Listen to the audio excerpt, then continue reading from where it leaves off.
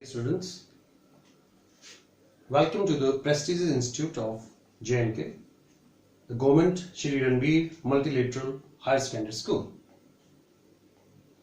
I am Surendra Singh Chib, Senior Lecturer in Physics, posted in SRML. From today onwards, I will take your physics classes. Today I am giving you the introduction of physics. Now, what is physics? From where this word physics came from? Physics is a branch of science, everyone knows it. But from where this word came from and what is the meaning of this word? Physics came from the Greek word physis, meaning nature. Greek word physis का मतलब होता है nature. तो physics का जो word है वो Greek word फ्यूसिस से आया है जिसका मतलब नेचर होता है. In Sanskrit also physics is called as भौतिकी और यू कैन से भौतिक विज्ञान, the study of physical world. Now what is physical world? The world which you are seeing around is all called a physical world which has either has a matter or energy, both. That is called a physical world. Now, physics is the branch of science that study nature and natural phenomena. So, combining all these things, what's the definition of physics? Physics is the branch of science, definitely. What it do? It studies about the nature and the natural phenomena behind physics, behind every phenomenon. What is the cause behind every phenomenon is explained by physics. So what is physics? It's study of nature. Nature means the surroundings जो है हमारे पास, not only on earth but the whole universe. उसकी study, उसमें क्या phenomena चल रहे हैं, कैसे चल रहे हैं, क्यों चल रहे हैं, and the phenomena, or you can say the cause behind their process. This is for example, how the wind flows. Do you know how the wind flows? हवा क्यों चलती है, बारिश क्यों होती है, earthquakes क्यों आते हैं, cyclones कैसे चलते हैं, और land breeze, sea breeze. There are so many phenomena that goes around us. How the earth revolves around the sun, how moon revolves around earth, how the universe is moving, what are the galaxies, how they are moving, how they are created, black holes, how lightning takes place. जो बारिश में lightning होती है वो क्यों होती है, कैसे होती है, हम earth behaves as a magnet, how and why it behaves as a magnet, what happens when the magnetic field is removed from earth. So there are so many things. In fact, everything which you see around yourself is explained by physics. मैं बोल रहा हूं, आप देख रहे हैं, videography हो रही, कैमरा चल रहा है, it is only because of the physics. Now how I am speaking? I am speaking because of the vocal cords. उसमें से एयर जाती है, vocal cords दो होती है, उसमें से वो वाइब्रेट होते हैं, and with the help of my tongue I give the words, I put out the words. How you listen? मैं बोल रहा हूँ, these waves which are sound waves which are longitudinal in nature, they move in the medium and goes to the listener.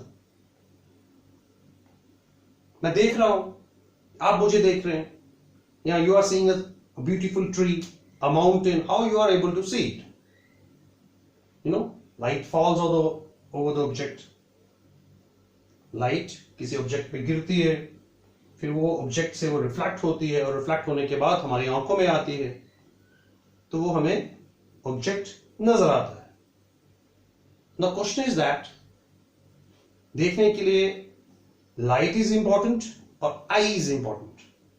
Both are equally important. If you have eyes but no light and you don't have a proper rod cells, so you're not able to see it. तो देखने के लिए physics है, light falls on the object, light is reflected and we are able to see it. हाँ, colors देखने के लिए definitely we need a cone cells in our retina. Intensity of light को देखने के लिए we need rod cells. So we have rod cells and cone cells in our retina. How it works, all thing is explained by physics. How blood is moving inside us, how heart is pumping, how we are respiring, हम सांस कैसे ले रहे हैं, breathe कैसे कर रहे हैं. All this is explained by physics. ये तो हम अपनी बात कर रहे हैं. तो फिजिक्स हर एक चीज, दुनिया की हर एक चीज को एक्सप्लेन करती है. अगर आप बायो में जाएं, तो फ्रॉम स्मॉल इंजेक्शन, जो आप इंजेक्शन लगाते हैं, from that to MRI, magnetic resonance imaging, जो डायग्नोसिस टेस्ट करते हैं बॉडी का पूरा, from that small injection to that MRI, the whole thing is because of the physics. Without physics x ray भी यू कैनॉट टेक इट. तो x rays की खोज physics ने की, MRI, CT scans. From injection to, you can say, MRIs, everything is explained by physics. So physics is everywhere. Wherever you see, whatever you see, physics is there. Physics explains everything. Now, see, अगर हम microscopic form में चलें, अंदर घुस जाए, अंदर body के अंदर एटम्स के बारे में, तो एटम्स के बारे में, एटम्स के अंदर क्या होता है? We have electrons around the nucleus. Nucleus के अंदर क्या होता है? Neutron and protons. Neutron proton के अंदर क्या होता है? What they are made up of? Quarks. वो क्या होते हैं? Pre quarks. उसके नीचे अंदर क्या होता है? We have. तो all these things are explained by physics. तो we have so many things जो मैं अभी आपको एक ही इसी लेक्चर में तो एक्सप्लेन नहीं कर सकता हूं, बट लेट मी एक्सप्लेन. हाँ, why the aeroplanes fly? How aeroplanes fly? It's very simple. On what principle aeroplanes fly?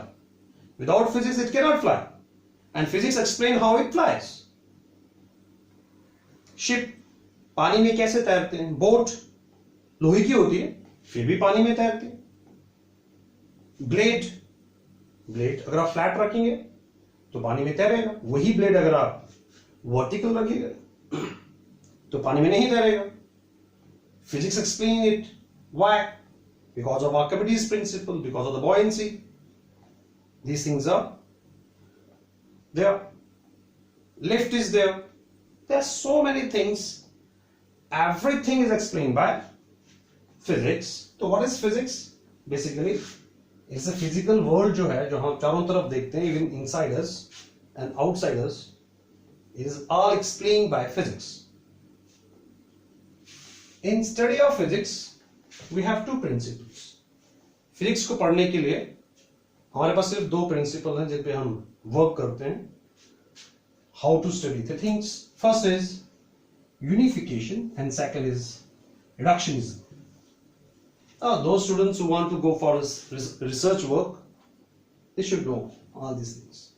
हाँ, आपके दिमाग में चल रहा होगा हम फिजिक्स पढ़ क्यों रहे हैं, हम क्यों पढ़ रहे हैं, हमें क्या करना है इसका. तो हम इधर जब भी आप आगे रिसर्च करेंगे, कोई भी फिजिक्स को आगे प्रोसीड करेंगे, चाहे आप साइंटिस्ट बनेंगे, चाहे आप किसी भी फील्ड में जाएंगे, IITians बनेंगे, तो there is a concept unification and reductionism. You always work over these two things. What is unification? Unification means attempting to explain diverse physical phenomena in terms of few concepts. एक थोड़े से concept से आप बहुत सारी चीजें explain कर सकते हैं. और यू कैन से उल्टा कह सकते हैं कि बहुत सारी चीजें हो सकता है एक ही कॉन्सेप्ट से चल रही है और एक कॉन्सेप्ट से you can explain a large number of things simultaneously. मैं एग्जांपल ले रहा हूं.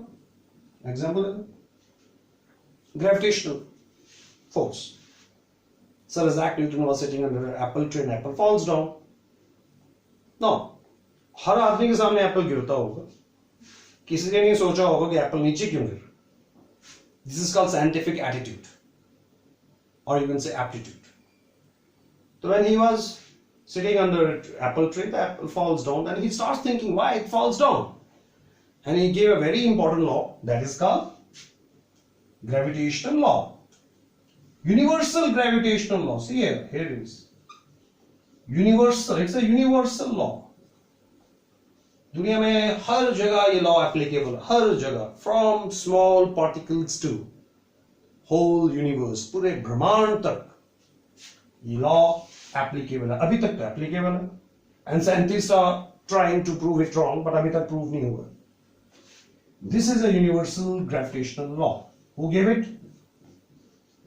Sir Isaac Newton. And for me, he is the father of physics. मेरे लिए he is the father of physics क्योंकि he has given a universal gravitational law, and ये law उन्होंने कब दिया और ये कब बना? He was just simply sitting under an apple tree, an apple falls down, he started thinking over it and gave it this law. This is universal gravitational law. Now see, because of this law, see, we can explain a large number of things. Why the moon revolves around the earth, we can explain by this thing. Why earth revolves around the sun, we can explain this by this thing. Why other planets are also revolving around the sun. Why galaxies are moving about some, you can say, black hole or some very dense substance, explained by the universal gravitational law. So see, a simple law explains a large number of phenomena. This is called unification. एक छोटा सा law, हमारे लिए छोटा नहीं, it's a simple law. But because of this simple law, it can explain a large number of phenomena जो हमारे आसपास हो रहे हैं. That is called unification. तो एक law की help से we can explain a large number of things. So there are so many things other also. Electrostatic law is also there. That is unification. From a single thing, single phenomena, we can explain a large number of phenomena. That is ulta iska, reductionism. Reductionism means attempting to derive the properties of bigger, more complex system from the properties of the constituent simpler parts. Reductionism means attempting to derive the properties of a bigger, more complex system from the properties of the constituent simpler parts. Constituent simpler parts की properties से अगर हम पूरी body की property निकाल दें, that is called reductionism. जैसे sun के बारे में हम निकाल सकते हैं. Sun is very hot, and why it is hot? Simple. Nuclear fusion reaction is going there. Hydrogen and hydrogen combines to form helium. Or there is a proton-proton cycle, or you can say carbon-nitrogen cycle is going there. उसकी help से हम बता सकते हैं कि what is the temperature of this. Similarly, एक बहुत बड़ी body है, for example, तो उसके एक छोटे से part, that is temperature. एक simple temperature से हम बता सकते हैं उस पूरी body के बारे में. Pressure के बाद, pressure भी हो, temperature, volume, these are three things which can explain the whole bulk of a substance. So, reductionism means attempting to derive the properties of bigger, more complex system from the properties of the constituent simpler parts. तो simpler parts के बारे में जैसे अभी हम बात कर रहे हैं large hadron collider, कभी मैं आपको बाद में बताऊंगा, बच्चे इसके बारे में पढ़ सकते हैं. ये आज तक की सबसे बेस्ट देन है फिजिक्स की, large hadron collider, LHC. What is this? मैं भी बताता हूं. हम बात करते हैं बल्क की. बल्क मीन्स मैं बोर्ड, हवा, अर्थ, द होल यूनिवर्स. हम इस होल यूनिवर्स ना होल चीजों के बारे में, see, everybody is different from different things, but which is the basic constant particle for us? The large hadron collider is you can say a big sectortron, बहुत बड़ा है, स्विट्जरलैंड में. अब देखिए, आप सर्च मारना, आप इसमें पढ़ना, बट अभी आपको समझ में नहीं आएगा because it is out of your scope. I can explain it in 12th class, वहां हम थोड़ा बता देते हैं. इसमें हम क्या बताते हैं? हम जाते हैं सबसे छोटा पार्टिकल दुनिया का कौन सा है, छोटा नहीं, जो बेसिक कांस्टेंट पार्टिकल है. हम किसके बने हैं? एटम्स किसका बना है? ये पूरा ब्रह्मांड किसका बना है? तो ब्रह्मांड की नॉलेज अगर हम उसके बेसिक कांस्टेंट पार्टिकल से लगा लें तो हमें पूरे ब्रह्मांड की नॉलेज मिल सकती है. That is reductionism. तो अगर बेसिक कांस्टेंट पार्टिकल के बारे में हमें पता लग जाए तो हम पूरे ब्रह्मांड के बारे में पता लगा सकते हैं. एंड इसकी सबसे बड़ी देन क्या है? The God particle. The God particle मैं कभी बाद में बताऊंगा. I am just giving you some excitement, the scope and excitement of physics. तो गॉड पार्टिकल आज नहीं बताऊंगा मैं. The God particle, the Higgs boson. Higgs boson. See, the God particle, the basic constant particle of the whole matter in this universe, till which is proved. ये कोई ख्याल ही नहीं है भाई, ये कोई guess work नहीं है. It is proved. It is proved in this big collider. और हमें पता लगा तो basic constant particle जो भी है पूरे यूनिवर्स का. अब आप सर यूनिवर्स का कैसे पता लगा? हम अर्थ पे रहते हैं, मून का कैसे पता लगा? ओके, हम मून पे गए, वहां की मिट्टी लेके आए, और सन का तो पता नहीं लगेगा. Yes, definitely. तो हमारे अर्थ के ऊपर खूब सारे मीटेराइट्स गिरते हैं, हम उनकी रिसर्च कर सकते हैं. जो उनका पार्टिकल्स गिरते हैं, यू नो, मीटेराइट्स, शूटिंग स्टार्स जो नीचे गिरते हैं, उनके ऐश होती है, हम उनसे पता लगा सकते हैं. तो इन सब से पता ये लगाया है कि जो भी दुनिया का ब्रह्मांड में जितना भी मैटर है, मैटर उसका जो बेसिक कांस्टेंट पार्टिकल है उसे हिग्स बोसॉन कहते हैं. Higgs is a name of the scientist जिसने ये बताया था. ये काफी 1990s की बात है.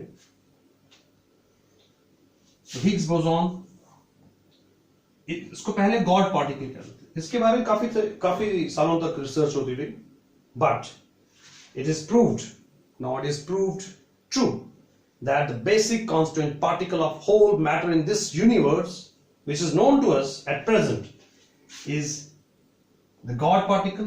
God particle इसलिए नहीं कहा जा रहा आजकल क्योंकि लोग इस पे we have some superstitions over that thing.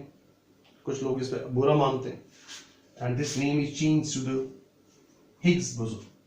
See, हम वैसे लड़ते रहते हैं अपने रिलीजन के ऊपर, but for physics, as far as physics is concerned, as far as physics, तो मैं बेसिक कांस्टेंट पार्टिकल जो पूरे यूनिवर्स का है उसी को ही गॉड मानूंगा. And this is called the Higgs boson, जो हर चीज में पाया जाता है. हर चीज, living being, non living being, हवा में, हर जगह जो पाया जाता है.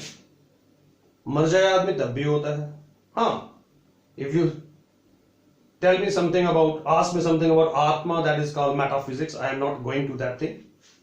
But as far as matter is concerned, matter means which has a mass. It has a mass. It has a mass.